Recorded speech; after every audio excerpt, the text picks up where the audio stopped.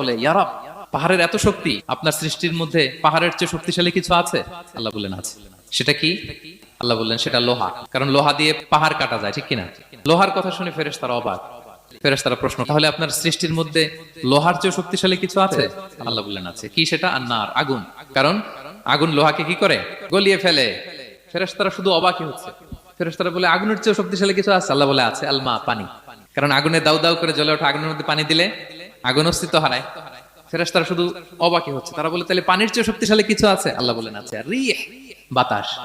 কারণ বাতাস পানিকে একদিক থেকে আরেক দিকে নিয়ে যায়। জলের মধ্যে বায়ুর উচ্ছ্বাস লাগলে জলোচ্ছ্বাস তৈরি হয়, ঠিক কিনা? ফেরেশতারা আবার অবাক হয়ে বলে, তাহলে বাতাসের চেয়ে শক্তিশালী কিছু আছে? আল্লাহ বললেন আছে। সেটা কি? বলতেছে বনি আদম।